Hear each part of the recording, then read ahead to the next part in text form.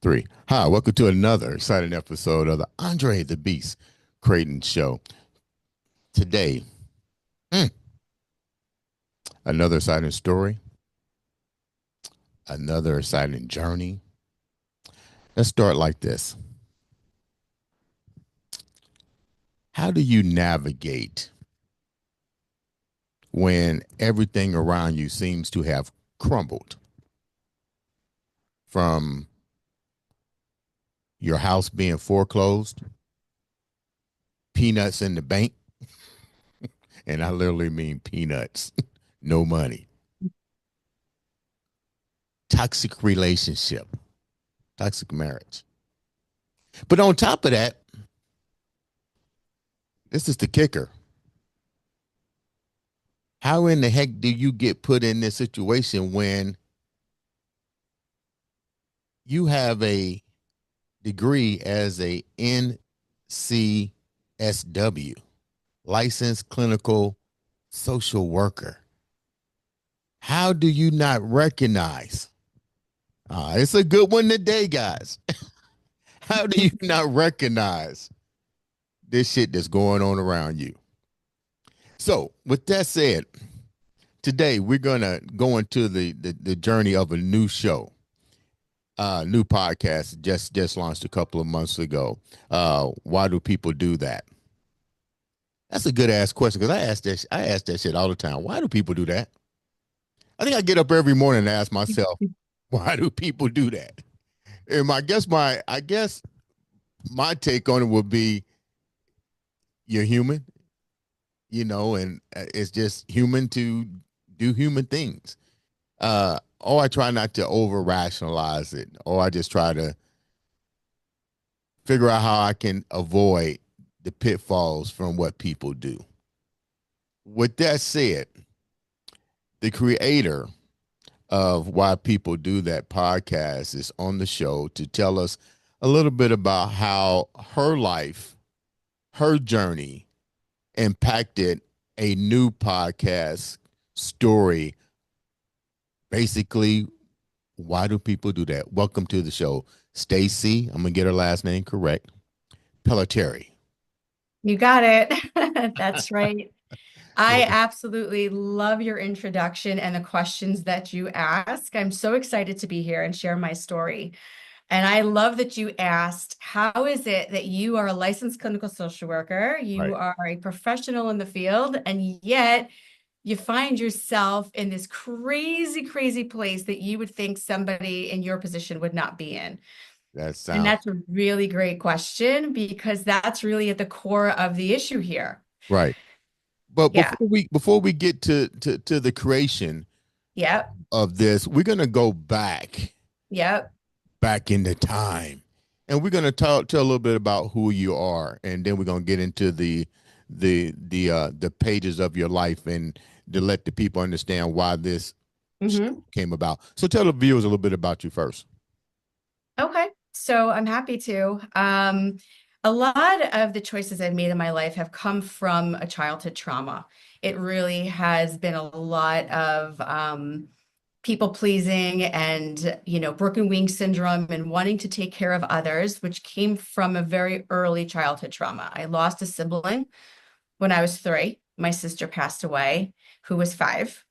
And because that was not necessarily handled the best way by my parents, who tried their best, but just didn't have the emotional wherewithal or the emotional intelligence to know what to do, I sort of grew up with this role in my family of I need to put everybody's feelings before mine. Everybody's feelings and everybody's story are more important than mine. And so I sort of grew up with this almost hero complex, this idea of my feelings don't matter, my needs don't matter. It's what everybody else is feeling and what everybody else needs that matters. And my parents really were broken, to a point. Losing a child is one of the hardest things that people have to go through. And I never really felt growing up that it was my story to tell or my feelings to have. It was really more about how do I take care of them? Hmm. How do I make sure they're okay? And so I sort of went through life, and it's a lot to get into, so I'll really just kind of stick with the important pieces that bring us to where I am today.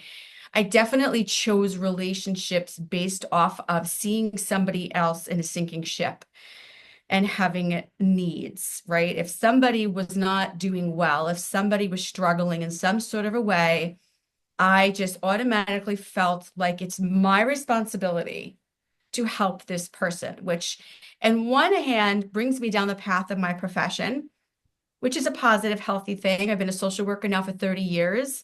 I Hmm. absolutely love it. I love helping other people, and I've been able to channel that in a healthy way, which is a beautiful thing. However, I also took it on in a very unhealthy way, where I would find somebody who was drowning, who maybe did or did not want help, and decided I can help them. And unfortunately, I chose a spouse that way. At the young age of 23 years old, I found myself knee deep in a relationship with a man who had a lot of his own problems and felt very responsible for him, and really kind of led myself into this unraveling where I really lost myself and lost my identity. And my whole life became about taking care of him and helping him and trying to balance this world that could not be balanced because I did not have the ability or the insight to honor my own needs. Let me go back a minute. How Yep, did your sister pass, if you don't mind me asking? absolutely, no problem. So she had something called epiglottitis, which is a bacterial infection that is in some ways related to meningitis, which I think a lot of people have heard of. There is now a shot for Hmm. this bacterial infection. So luckily, children today are not, succumbing to this, in America anyway, to this infection. However, back then, basically it was like one night she woke up in the middle of the night, her throat swelled up to a point where she couldn't breathe. She was brought to the emergency room. The staff in the emergency room at the time was a lot of interns, and they didn't know how to do a trach in time. And so her brain filled up with fluid and she went into a coma for 2 months and then passed away. I'm sorry to hear that. My next question, so that people can understand Yeah. relationship with something that you said, Yeah. how the parents dealt with it and how you dealt with it as a child is two totally different things. Yes. How Yes. did you deal with the grief then and moving forward? And how did your parents deal with the grief at that particular point in time to where they're at today? Because I think that's a key factor when you have a loss in the family. How do you deal with it? How do you process? And at that time, I can pretty much rest assured that therapy and licensed clinical social workers wasn't equipped to deal with that. You usually life goes on. So what was the recovery like for both individuals? That way, as we move forward, that they can understand if it wasn't dealt with at that particular point in time, then you Mhm. still got to carry that luggage as you evolve. 100%. And so, unfortunately, I had two things going against me. Number one, my age, right? The developmental stage of a 3-year-old. A 3-year-old can't really process grief the way that a human needs to process grief because we can't understand it on an emotional or a cognitive level Mm-hmm. the way that an older child or an adult can understand it. I couldn't understand that she was not here or why she wasn't here or what happened. So I was not able to grieve.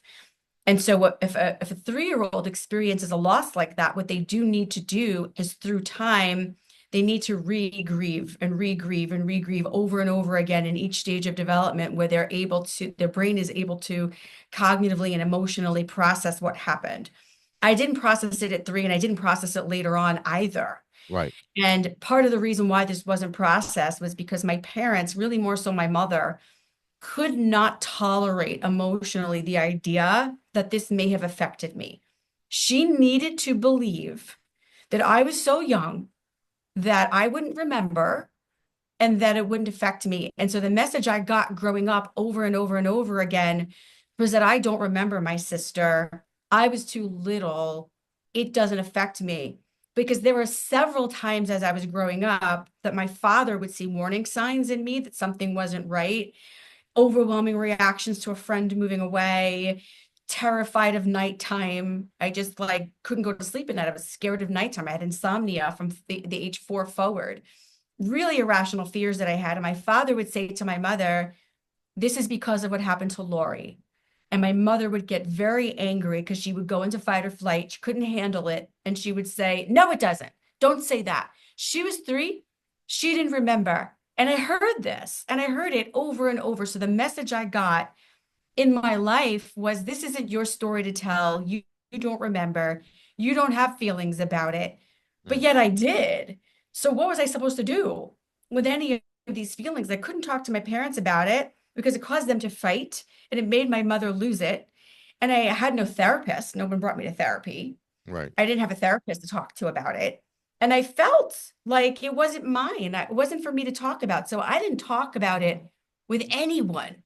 So I'm 3 years old, right? Barely developed brain and having to process and deal with this by myself. Imagine that, where that ends up taking place in all the different aspects of your life. Yeah, I can relate. When my mom passed, there was there wasn't a system put in place to deal with grief. So all Hmm. that I've had, I kept it locked internally until I was like maybe in my 40s. Believe it or not, I kept all that Yeah.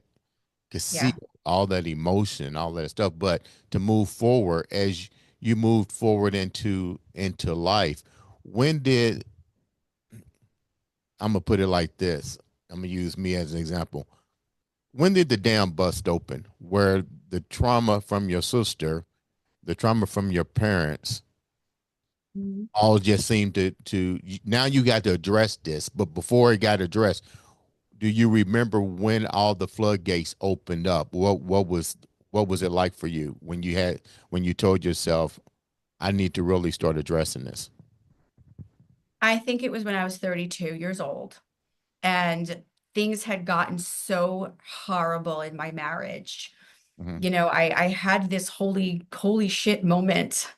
Um, and this was the pivotal moment for me when I realized that what I had done is completely lost balance in my life. And I had shifted myself into this place of having to take care of others and completely ignoring myself to the point that I was literally drowning. So here's the visual. I'll make this as quick as possible because it could be a very long story, but I'll make it short. I get to the bank. I got some checks to deposit. These are all a bunch of checks that a bunch of patients had given me for their sessions, and I have to deposit the money in the bank. I walk into the bank, and the teller at the bank says to me, and she was a lovely woman, she says, "Oh, honey, you don't want to deposit these." And I said, "What do you mean?" And she said, "Well, there's a hold on your account. Apparently, you're being sued and your bank account's being garnished.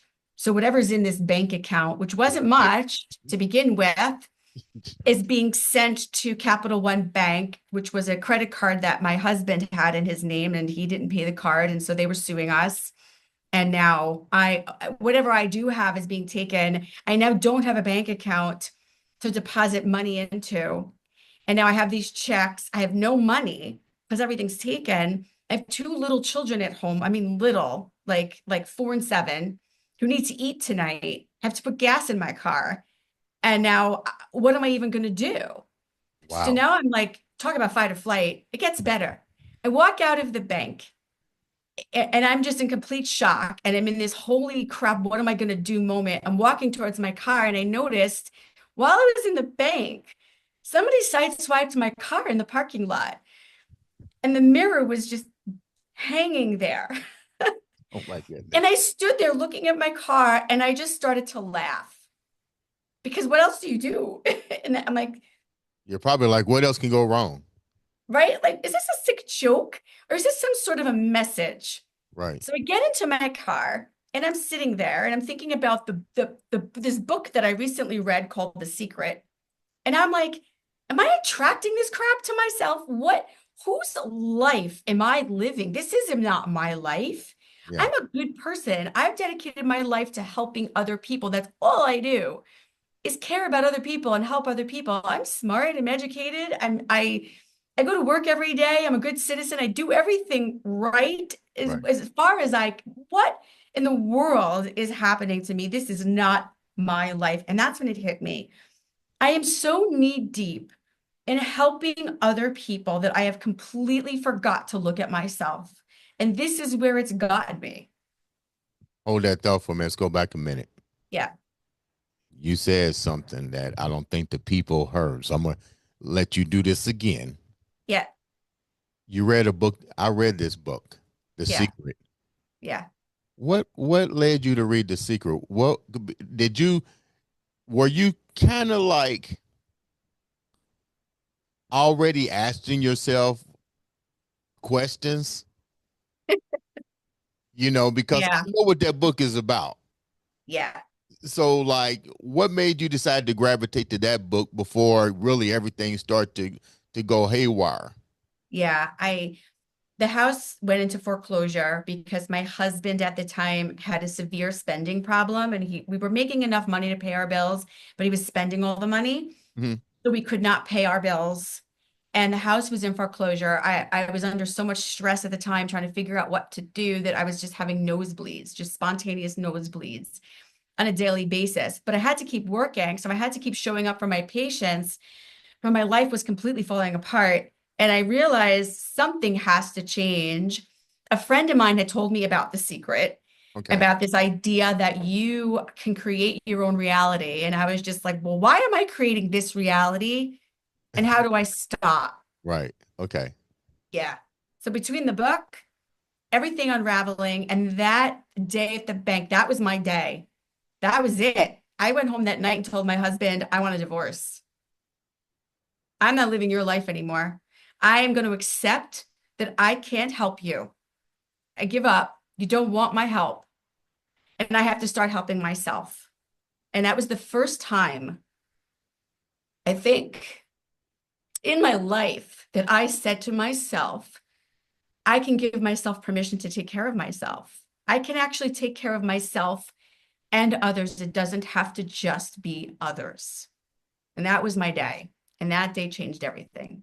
Wow. Oh, and it's funny. I haven't heard that book mentioned in quite some time, but it's a Yeah. very powerful book, and it's almost like you read the book Yeah, and you start attracting what you wanted. You started to create your universe. I did.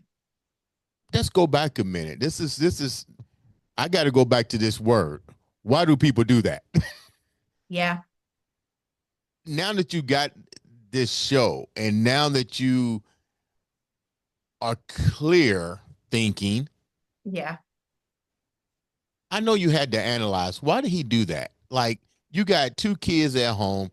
I get it, you're an overspender, but get real. Your foreclosure, money's being garnished out of your bank account. When you told him you wanted a divorce, what was his reaction? He was actually in shock.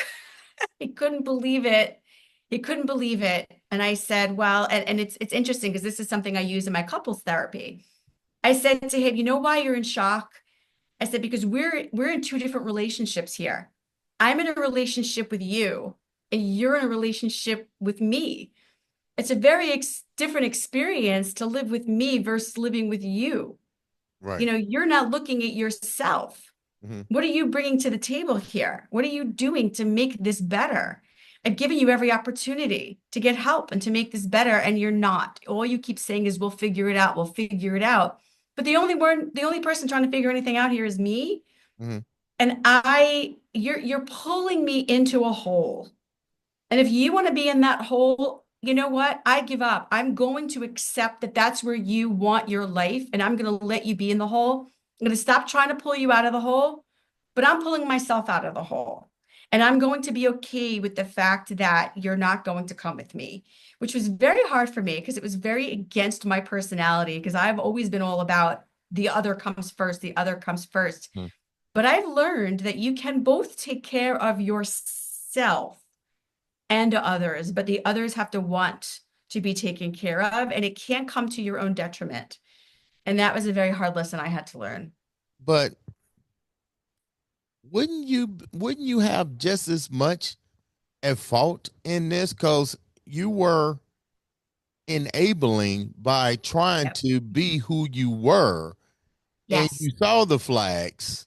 Yep. I'm looking at your LCSW. Hmm. You saw all these things. So I guess you did take accountability for it because you recognized that you couldn't do it. But on the flip side of the story, you took collateral damage trying to make something that you wanted to happen, and Yes. it just wasn't the case. So who's really Yes. at fault here? Yeah, I absolutely was at fault. My fault was believing that I could help him and change him and make him something he's not, that he had these broken wings and I'm going to fix them and I'm going to mend them because I am magical and that's my role and that's what I do. And I just dove right into it. And that was me, carrying that 3-year-old with me through life. My inner child was constantly making the decisions for me, and I allowed it my whole life up until that point. And it was that day that I said to her, that little girl, no, I'm not going to let this broken little girl who doesn't understand what's happening to her and can't grieve continue to make decisions for my adult self. Mhm. I'm going to be the adult for the first time and make the hard decisions and take control and steer the wheel. So the abuse that you was dealing with in your marriage had nothing to do with physical, verbal, or mental. It was more emotional. On It was a lot of yeah. I mean, Yeah. my ex-husband was an alcoholic. He was emotionally abusive. Okay. That was the other side of it, which we Okay. haven't talked about yet here today. He drank every day. He would go to work. He would stay out all night. He would come home at 6 o'clock in the morning, sleep all day. He was constantly losing jobs. And then when I tried to address it with him, he would yell and scream and curse. There was no physical abuse, All but right. it was a lot of verbal abuse, a lot of emotional abuse. There was a lot of that going on. And I enabled it because what's my role? My role is to put the others first. I'm going to change him. I'm going to fix him. I'm going to make him better. That's my job. I can't leave him. He's got a problem. It's my job to fix his problem. And that's why I stayed. Talk about why do people do that, right? Mhm. Yeah. That's why I did it. My inner child was controlling my life, making bad decisions. On this show, I've been blessed to hear all truly amazing stories of um,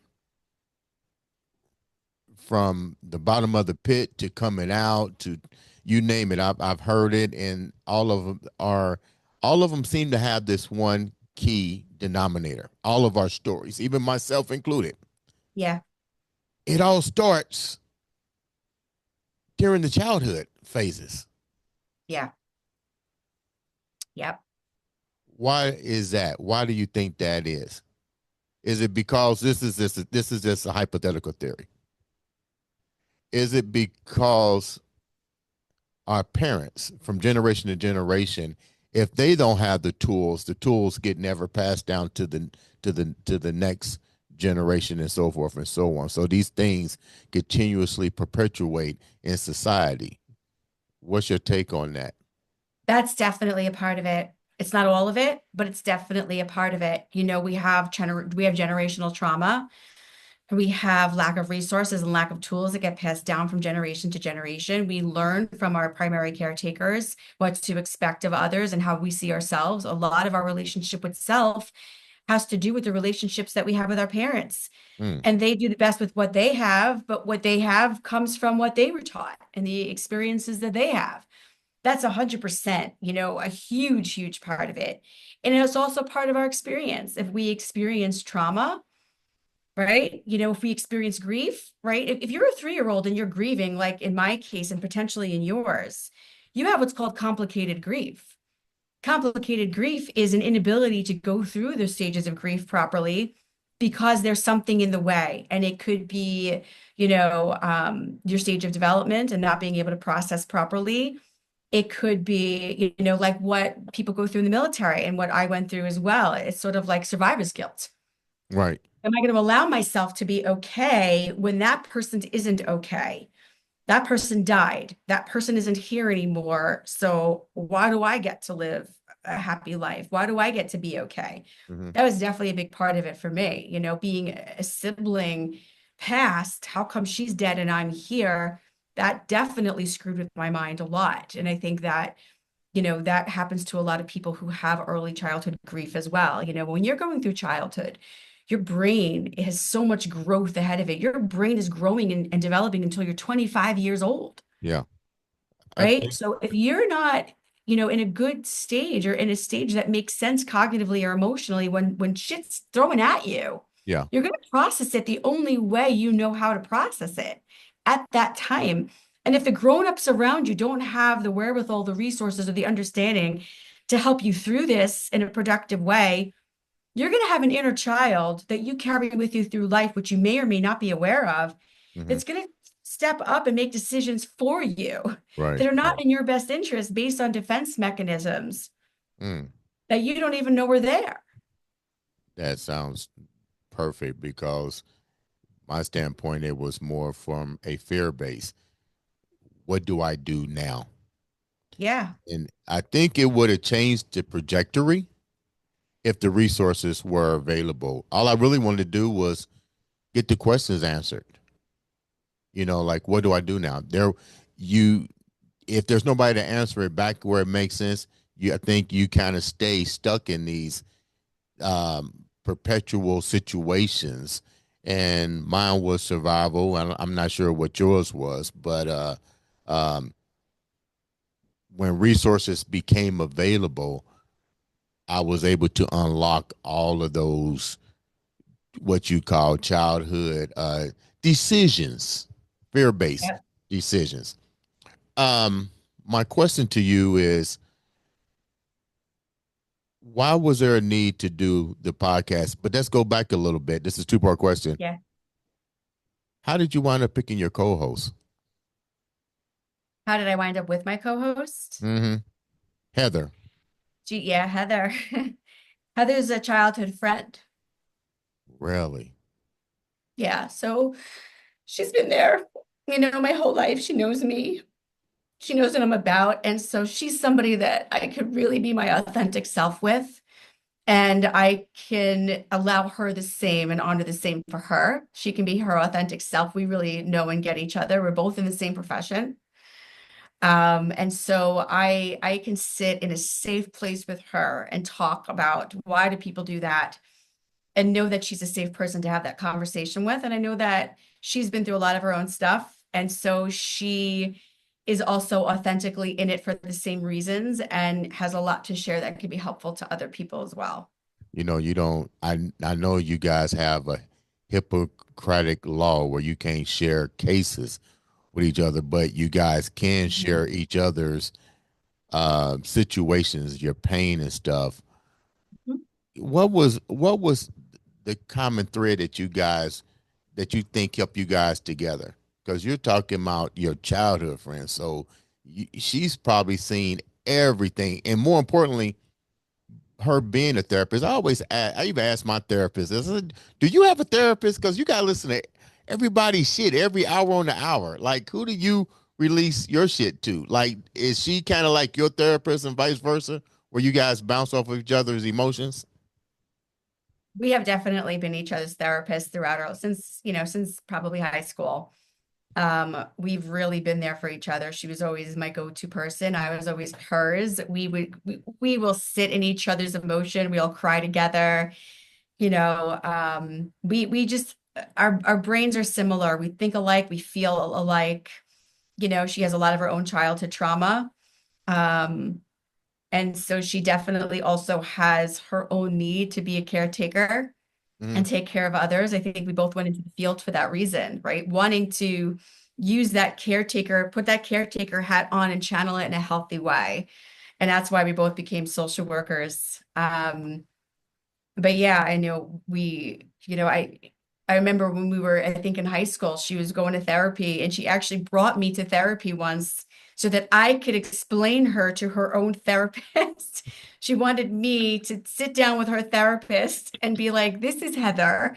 This is why Heather does what she does, because she felt like I could even understand her more than her own therapist could. And this was before we were even therapists. Wow, it's crazy.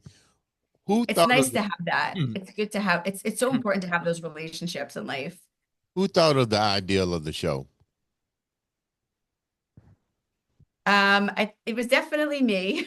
I brought it to her. Um, we came up with the name of it together, and really honed the I guess the message and the mission together. Hmm. But it was me that went to her and said, "Will you do this podcast with me?"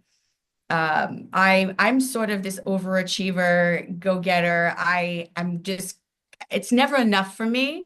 Hmm. I'm on this mission in life to help as many people as I can. So I was a therapist seeing patients. That wasn't enough. I had to open up a group practice, hire a bunch of therapists to work under me so that I could help even more people because I can only see so many people myself. Hmm. And then I hired more people and hired more people and hired more people. And then I opened up another location and another location and another location. So now I'm up to like 5 locations and over 100 therapists working for me. And now I'm like, that's not enough. I need to help more people. So that's where the podcast comes from. More people need to hear what we have to say. More people need to listen because I just see on a daily basis so much pain Hmm. in not understanding. I know for me and for Heather, our lives, a lot of the pain in our lives came from not understanding ourselves. Right. And when you come to this realization of who you are and why you're doing what you're doing, and you start to make changes for yourself, you can move mountains and you can really shift your whole life. And I shifted my whole life. And I went from having to go through a coat pocket in my coat closet to find enough change to walk to the dairy barn to buy my kid Gatorade, to being able to buy my kid a house. You want a house? Here's a house, right? There's a huge shift there that I have created for myself through helping others, Mm. which to me is exactly what I've needed in my life, is helping myself and helping other people at the same time, not having to sacrifice myself for everybody else. Right. Let me ask a And so question. I want to just keep doing more and more. Since the launching of the podcast, what has been Hmm. like one of the most inspirational stories that have crossed your platform? You don't have to give the person's name, but a little bit of the story, because every case is somewhat different. And have you heard a story that you go, wow, I've never heard that ever happened to somebody, and then to wonder, like you said, why do people do that? Yeah, yeah. We just had a guest on recently.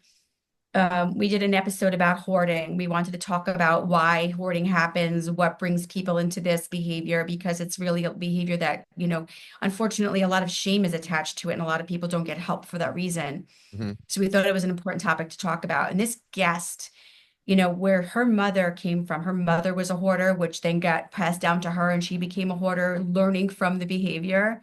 Hmm. And her mom was in Germany during World War II, Oh. and her family was moved from bomb shelter to bomb shelter because she lived in an area where there was constant bombing going on, and she wasn't able to bring anything with her. No one could bring any stuff because there had to be as much room for people as possible. And so they would like layer themselves with underwear and pants and shirts just so that they could have some clothing with them because that was all that they could bring. And it was a good day when the family got an egg to share, and then they would decide how this egg would be cooked so that they could all somehow find a way to share the egg. And this to me was an amazing story to hear where this amazing woman came from and Mm, how it affected her life and brought her into this place of having to value and hold on to things and then pass that down to her children and then how her children all processed that differently. I thought that was really such an amazing and emotional story from where this woman, came from growing up with this mom. And it really speaks to generational trauma yeah. and understanding why people do what they do. It's funny you said it because I watched Hoarders one day. I guess I was recovering from knee surgery and I had nothing better to do, Mhm. and it was really sad to see those people. Like I remember this one guy. They lived in a trailer. Him and his, uh, I think she was his wife, and they had nowhere to live because the house was stacked with stuff. And Yeah. they had to bring in specialists to slowly disconnect them from their items. And I was like, wow, when you really don't think how trauma can affect somebody's life. I mean, we watch these reality shows and really either laugh about it or go blah blah blah, but psychologically, even the eye drop, the teardrop of trauma can pretty much devastate somebody's total life without even knowing. Um, Yeah. what now? Answer this question to me. You're the therapist, so let's get down to the real nitty gritty. You've done your research. You and Heather. Why do people do that? Mhm. Why do people hoard or why do people get Why do affected by people do trauma? that? Why do they do that? Why does all this even take place? You got to have a solution to all this. So at the end of the day, you and Heather have broken down the reasons for why people do that. What are your reasons In terms of hoarding or just in general, in trauma, general? being In general, affected by trauma in general. in general? Yeah. A lot of it comes down to wanting to protect themselves from feelings. I think people go through life, and because of trauma, usually, and experiences that are hard, people experience painful emotions, and they have this idea in their mind that they can't handle painful emotions. And there's this want and this need to avoid pain. I don't want to feel feelings that are hard. I don't want to be scared. I don't want to experience fear. I don't want to experience sadness. I don't want to experience anything that is going to be hard or painful for me. So I am going to go about doing things that is going to be an avoidance of pain, an avoidance of the feelings that are hard. I can't tolerate the discomfort.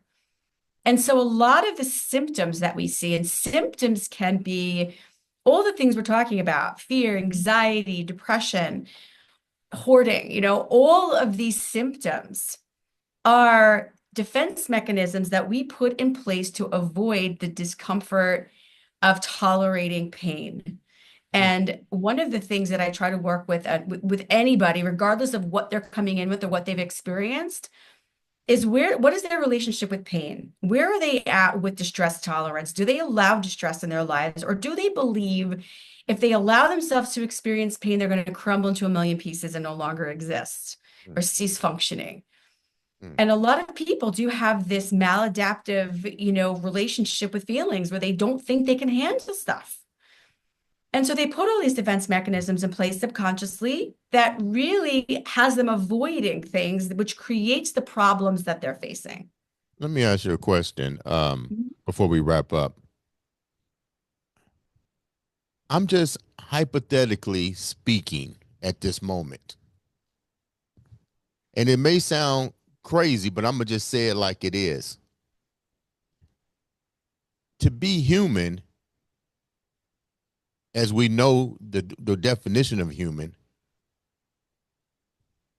the process of evolution, you have to understand that pain is put there for a reason to Mhm. allow you to elevate, to allow you to mature, to allow you to understand the process of a stronger sense of self, sense of love, and more importantly, a sense of respect.